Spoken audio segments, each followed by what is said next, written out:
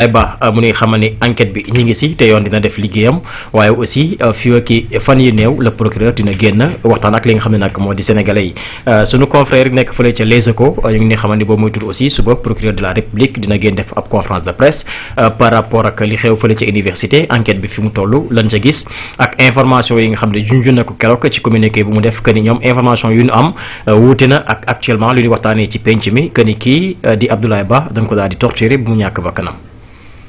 waaw xam nga. depuis une loi 2016. dañu modifier texte Sénégal yu bëri ñu modifier waale code de procédure pénale. bu fekkente ni yow mi seetaan am nga code de procédure pénale version bu mujj bi. alors soo demee ci article 11 bi. li nar a am moom nga fay fekk. mais bu dee yoroo bu bees bi soo ko tiimee aussi doo ko fa fekk parce que nekku fa. donc c'est suite à la révision de 2016. alors 2016 dañuy bind ne li nga xamante ni ki nga xamante mooy procureur de la république. bu dara xewee nga xamante ni dafa am lu ñuy tuddee ay informations parcellaires noonu la ko tuddee des informations parcellaires ou inexactes.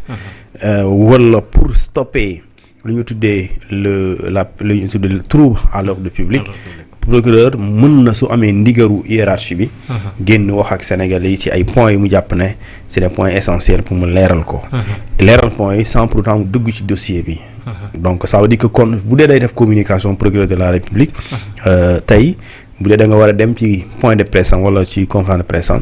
question yi ngay poser wala li nga nar a jëlee ci waxtaanam. mooy les conclusions du rapport les conclusions de l'autopsie. loolu yooyu la war a waxtaanee. ci loolu lay waxtaan parce que loolu moo jur coow. et loolu yoon yooyu la ko wax ne bu dee am na ay informations parcellaires. ou des informations inexactes ou bien pour faire cesser le trouble à l'ordre public le procureur de la république mën na bu ko kilifa mi joxee autorisation maanaam procureur général ak ministre de la justice bu ñu ko joxee ndigal mën na ñëw wax ak sénégalais yi ci point boobu noonu.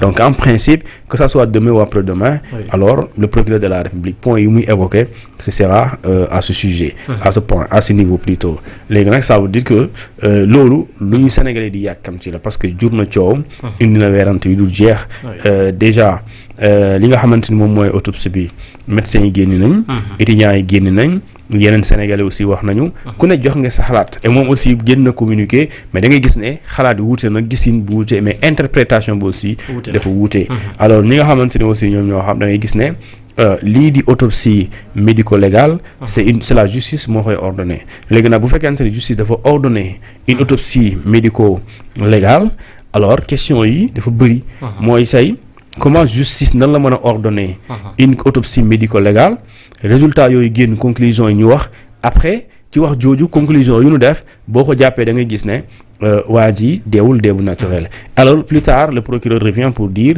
waaye nañu def ndànk parce que am na rumeur yoo xamante ni am na ci nañ ci def ndànk muñ ci avancer donc li ñu gis ñoom ak lu ñuy wax ci réseaux sociaux yi nekkul luy attester que ne am na li ñu di xalaat loolu moo am donc forcément dafay créer benn situation li ñu tuddee de confusion et dans ce cas le procureur de la République sans rentrer dans les faits a le devoir de s'expliquer aux Sénégalais li nga xamante ni moom mooy li ñu am donc dans ce cas moo tax ma jàpp ne procureur de la République dafa war a génn wax parce que problème bu amee ni ki nga xamante moom mooy kilifa gi di autorité bi su waxul rumeur mën na judd certes mais aussi manipulation mën na ci am mais aussi diffusion de fausses nouvelles sax mën na ci jàll et ñoo am na ñoo xamante ni ci ñàkk leer boobu noonu ñoom dañ ciy nekkaal des agneaux du sacrifice parce que communiqué bi am diggante bi dina am ñoo xamante ne di yóbbaale quand je dis yóbbaale mooy dina tax ñu woo leen wala ñu leen di buntu xataa wala ñu leen di excusez-moi ñu leen di woo ci kanamu yoon wala di leen di woo ci kanamu police wala gendarmerie et donc je pense que kon la sortie du procureur de la République et dafa nekk loo xamante ni dafa arriver à son temps pour que au moins sénégalais yi ñu am droit d'information pour ñu xam effectivement lan mooy lan ak lan la ñuy téye ak lan la ñu waroon lan la ñuy jàpp lan moo leen manqué woon ba ñu dese comprendre donc moo tax effectivement comme ni ko code article 11 du code de procédure pénale waxee donc c'est une sortie qui arrive à son heure donc je pense que gëm naa ne warul yàgg même bu amul suba gëm naa ne dina am dans la semaine oui exactement alors yaa ngi koy junj léegi ci communiqué bi kenn ku nekk ak ni nga ko jàngatee loolu moo tax kii di Abdou Nguer suba aussi convoqué nañ ko fële ca section de recherche bu 15h jotee moom it def na ab vidéo pour leeral Sénégal yi du tax nu convoqué ko ci mbir mi que ni bi communiqué bi génnee moom daf si joxe li nga xam ne nag moo di xalaatam mu ni wax ni aussi moom gëmul ki nga xam ne nag moo di le procureur médecin yi la daal di gëm. xam nga kii mu tudd ça Sylla ku wax loolu. Abdou Nguer waaw ku mu neex am nga droit gëm n'est-ce pas. mais damaa bëgg leeral dara benn. il faut ñu xam lan mooy différencier autopsie. ak enquête police wala gendarmerie. autopsie mënul déterminer ku rey. wala ki gaañ. loolu du rôle autopsie. li tax mu faatu loolu lay wax. voilà léegi nag autopsie lan lay déterminer dafay déterminer les circonstances du décès et le mode du décès. nit ki nan la deewee parce que autopsie bu ñu ko defee. mën nañ la wax kii mu ngi dee ay veeru telle heure. telle heure la gëj a nooyi wala jour tel la faatu. n'est-ce pas. wala ñu ne la diw lii moo ko rey loolu mooy mode du décès mode. mais bu ñu la waxee diw lii moo ko rey waxuñ la diw moo ko rey. diw lii moo ko rey lañ la wax. les causes la. voilà léegi loolu mooy njëriñ autopsie. léegi si l'autopsie nee na la par exemple diw mu ñu fekk ci mbedd mi day dañ koo naanloo poson. mooy poson bi mooy cause décès bi. mais kan moo ko naanloo poson bi loolu enquête police. d'accord moo koy leeral. donc man lu may wax xam naa ko. léegi nag bu fekkante ni ñaar yu dafa am. alors le procureur de la République. moom ñun lu ñuy xaar ci moom. moom lu ñu tuddee enquête judiciaire la. parce que procureur de la République du médecin mënul déterminer cause décès. mais mën na déterminer mën na teg ci table bi les auteurs de la cause. maanaam ñi sabab mbir mi bu dee dee bi naturel. procureur ñoom la mën a génnee. parce que procureur ci code de procédure pénale daf ko ne bu fekkee da ngaa yëg nit ku dee. li ngay njëkk a def bu la ko officier police judiciaire yëgalee. li ngay def mooy da ngay transporter wu directement. te ne immédiatement sur les lieux pour nga constater dee bi. léegi soo fa demee nga gis nit ki dee na ñu ne booy dem da ngay ànd ak nit koo xamante ni il est capable d'apprécier les circonstances de ça du décès. mooy il est capable circonstance du décès mooy nga ànd ak médecin boo xamante ni moom bu saytoo yaramam. ci biir ak ci biti mën na la wax ne diw jàpp nañ ne soit dañ koo xoj. soit dañ koo dóor après wala ñu étouffé ko soit dañ koo naanloo wala dafa jékki-jékki rek. ak moom problème respiratoire après mu faatu. léegi nag bu fekkente ni dañ koo dóor. wala dañ koo jam paaka mooy kon moom il est décédé des suites. à ce qu'on appelle des coups de couteau.